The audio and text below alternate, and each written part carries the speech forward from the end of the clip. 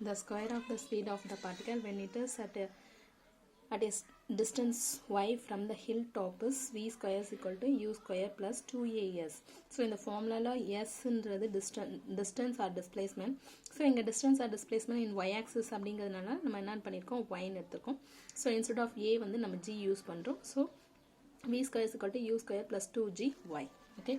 Suppose the particle starts from rest. Then u is equal to 0. u is equal to 0. அப்ப என்ன ஆகும் இந்த ஃபார்முலால v square is equal to u square வந்து 0 ஆச்சுனா v square is equal to 2gy ன்னு மாறும். So அதே மாதிரியே இந்த ஈக்குவேஷனும் பாருங்க என்னவா மாறிடும் v is equal to u 0 ஆச்சுனா gt ன்னு கிடைக்கும். இந்த ஈக்குவேஷன் u 0 னா ut 0 half gt square ன்னு கிடைக்கும். So then the velocity v, the position of the particle and v square at any time t are given by. So அதில் நம்ம எடுத்துக்கிட்டோம்னா v is equal to gt, y is equal to half gt square, v square is equal to 2gy. Then u is equal to 0. Starting வந்து 0 இருந்துச்சுன்னா ஓகேவா right. The time t is equal to capital T நம்ம எடுத்துக்கிட்டோம் அப்படின்னா taken by the particle to reach the ground. The time taken by the particle to reach the ground for which y is equal to h. அப்போ இந்த ஈக்குவேஷன்ல நம்ம என்னன்னு எடுத்துக்க போறோம்னா t is equal to capital T ன்னும் then y வந்து h ன்னும் எடுத்துக்க போறோம். எடுத்துக்கிட்டா இந்த ஈக்குவேஷன் என்ன ஆகும் ஈக்குவேஷன்ல இது g capital T மாறும் இது gt square மாறும். இப்போ இந்த ஈக்குவேஷன்ல y வந்து என்னவா மாறும் h மாறும். So h is equal to half g capital T square. So t is equal to square root of 2h by g. The above equation implies that the greater the height, particle takes more time. அதாவது greater height என்ன ஆகும் அப்படின்னா reach ஆகக்கூடியது ground greater ஹைட்ல இருந்து ஒரு பார்ட்டிக்கலை நம்ம ஃபால் பண்றோம் அப்படின்னு சொன்னா அந்த பார்ட்டிக்கல் கிரவுண்டை ரீச் ஆகிறதுக்கு it will take more time.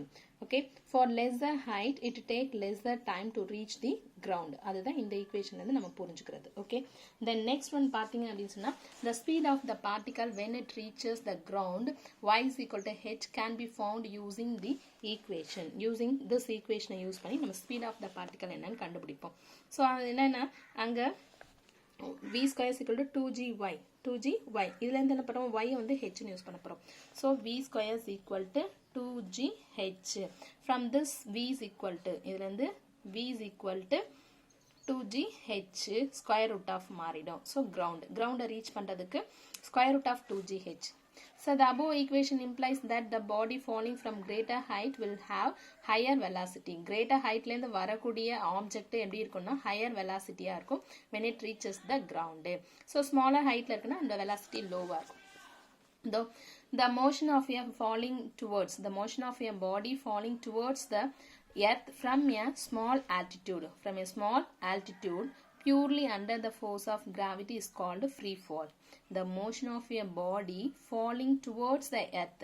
So ஒரு ஆப்ஜெக்ட் வந்து மேல இருந்து கீழே விழும்பொழுது towards the earth from a small altitude, that means small height ல இருந்து very small height ல இருந்துட்டு கீழே விழும்பொழுது purely under the force of gravity. only force of gravity ல மட்டும் கீழே விழுது அப்படின்னு சொன்னா that is called free fall. அதுவும் எங்க இருக்கணும்னா r is the radius of earthனா எர்த்தோடைய inside the earthல. Okay so free fall of the heightல இருந்துட்டு ஒரு ஆப்ஜெக்ட் கீழே விழுந்துச்சு அப்படின்னு சொன்னா a is equal to ay is equal to g நம்ம கண்டுபிடிச்சோம். அதுக்கப்புறம் நம்மளுடைய velocity formula, displacement formula, square of the speed, அதுக்கப்புறம் அதுல வந்து t வந்து கேபிட்டல் அதாவது u வந்து 0 ன்னு எடுத்தோம். இனிஷியல் velocity 0 ன்னு கொடுத்தா ஒரு 3 ஈக்குவேஷன் கிடைக்கும். அந்த 3 ஈக்குவேஷன்ல ஹைட்ட h ன்னும் t ன்னு எடுத்துட்டா அதுல இருந்து t யோட வேல்யூ நமக்கு கிடைக்கும், h ஓட வேல்யூ கிடைக்கும். and then பாத்தீங்கன்னா velocity என்ன ஸ்பீட்ல அது வந்து கிரவுண்டை ரீச் ஆகும் அதுக்கான ஈக்குவேஷன் கிடைச்சது. ஸோ இந்த 3 ஈக்குவேஷன்ஸும் இம்பார்ட்டன்ட். ஸோ இது வந்து ப்ராப்ளத்துக்கு இம்பார்ட்டன்டான டேர்ம். இந்த ஈக்குவேஷன் 1, இந்த equation and this one is ஓகேங்களா. ஸோ இந்த 3 ஃபார்முலாவையும் நல்லா பார்த்துக்கிறேன். ஸோ எக்ஸாம்பிளுக்கு ஒரு சம் பார்ப்போம். an iron ball and a feather are both falling from a height of 10 meter. ஒரு அயன் பாலும் ஒரு ஃபெதரும் என்ன ஆகுது 10 மீட்டர் ஹைட்ல இருந்துட்டு கீழே விழுது. அப்படி விழும்பொழுது what are the time taken by the iron ball and feather to reach the ground? Iron பாலும் ஃபெதரும் கிரவுண்டை ரீச் பண்றதுக்கு என்ன டைம் எடுத்துக்கும்? what are the velocities of iron ball and feather when they reach the ground? velocity iron பாலுக்கும் ஃபெதருக்கும் என்ன வெலாசிட்டியில் அது ரீச் ஆகும் அப்படின்னு கேட்டிருக்காங்க. இக்னோர் ஏர் ரெசிஸ்டன்ஸ் இல்லை and take G is equal to 10 m/s². So ஓகேங்களா. ஸோ ஏர் ரெசிஸ்டன்ஸ் இல்லைன்னும் போதே நமக்கு என்ன ஆகும், பாலுக்கும் ஃபெதருக்கும் டைம் என்ன டைமில் ரீச் ஆகும் அப்படிங்கிறத நம்ம ஆன்சர் பண்ண முடியும். என்ன அப்படின்னு சொன்னால் வெலாசிட்டிக்கு ஃபார்முலா பாருங்கள். Velocity of the ground is equal to 2g square root of 2gh. Square root of 2gh போது இங்கே பார்த்தீங்கன்னா அதனுடைய மாஸ் வந்து இண்டிபெண்ட்டாக இருக்குது. ஓகேங்களா.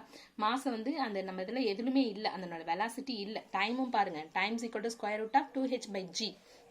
அங்கேயும் மாஸ்ன்ற டேர்ம் கிடையாது. So since kinematic equations are independent of mass of the object according to the equation 2.8ன்னு கொடுத்துருக்காங்க. ஸோ எந்த ஈக்குவேஷன் வேணாலும் எடுத்துப்போம். கைனமெட்டிக் ஈக்குவேஷன்ஸில் 4 ஈக்குவேஷன்ஸ் இருக்குது. அந்த 4 ஈக்குவேஷன்ஸ்லேயே நம்ம எதுலையுமே நம்ம எம்ன்ற வேர்டை யூஸ் பண்ணல. So the time taken by both iron ball and feather to reach the ground are the same. ஓகேங்களா. This is given by t is equal to 2h/g. இந்த எடுத்தோம்னா நமக்கு இந்த டைமில் 1.414 அப்படின்ற செகண்டில் நமக்கு என்ன ஆகிடும், அயன் பாலும் சரி ஃபெதரும் ரீச் ஆகிடும். So thus both feather and iron ball reach the ground at the same time. ரைட்டா. நெக்ஸ்ட் என்ன கேட்டிருக்காங்க, வாட் ஆர் த வெலாசிட்டர்ஸ். இங்கேயும் பாருங்க, அயன் பாலுக்கு மாஸாக இருக்கட்டும் இல்லை ஃபெதருடைய மாஸாக இருக்கட்டும், நம்ம வெலாசிட்டஸ்லேயும் நமக்கு அந்த மாதிரி எம்ன்ற டேர்மே கிடையாது. ஸோ அப்போ சேம் வெலாசிட்டஸ் தான் ரெண்டுத்துக்குமே இருக்க போகுது. அப்போது by the following equation by the same equation the iron ball and feather reach the earth with the same speed. It is given by v is equal to square root of 2gh. 2 g வந்து 10 ன்னு எடுத்துரும், h வந்து 10.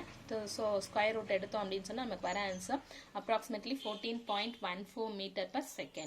ஓகேங்களா. So அப்போ நம்ம எடுத்துக்கிறதுல air resistance அப்படின்ற word கொடுத்துட்டா, இக்னோர் த ஏர் ரெசிஸ்டன்ஸ் அப்படின்ற வேர்டு கொடுத்துட்டா, அயன் பாலாக இருக்கட்டும் ஃபெதராக இருக்கட்டும், whatever huge amount of mass இருக்கக்கூடிய ஒரு ஆப்ஜெக்டாக இருந்தாலும் சரி தான், ஒரு ஃபெதராக இருந்தாலும் பேப்பராக இருந்தாலும் சரி தான், same velocity, same speed, same mass, same டைமில் தான் கிரவுண்டை ரீச் ஆகும். நீங்கள் வாட் எவர் எந்த ஹைட்லேருந்து போட்டாலும். ஓகேவா. ஸோ அதுக்கான எக்ஸாம்பிளுக்கு நம்மளை கலீலியோ கன்க்ளூடட் தட் இந்த யூடியூபோடைய இந்த அட்ரஸில் நீங்கள் போய் இப்போ பார்த்தீங்க அப்படின்னு சொன்னால் அதுக்கான எக்ஸாம்பிள்ஸ் உங்களுக்கு ஈஸியாக புரியும். ஓகேங்களா. Thank you students. இதில் வந்து இப்போ நம்ம ஃப்ரீ ஃபாலிங் பார்த்தோம் இல்லையா, அதை வச்சு அதை பேஸ் பண்ணி நம்ம என்ன பண்ண போகிறோம், ப்ரொஜெக்டைல் மோஷன் அப்படின்னு சொல்லிட்டு அதில் ஹரிசாண்டல் ப்ரொஜெக்ஷன், ஆங்குலர் ப்ரொஜெக்ஷன், 2 ப்ரொஜெக்ஷனில் இந்த ஈக்குவேஷனை பேஸ் பண்ணி நம்ம டாபிக்ஸ் அதாவது கொஷின்ஸ் வந்து டிஸ்கஸ் பண்ண போகிறோம். ஓகேங்களா. ரைட். அதனால இது பேசிக்ஸ், இதை கரெக்டாக பண்ணிவிடுங்க, படித்து அண்டர்ஸ்டாண்ட் பண்ணிக்கோங்க. Thank you students.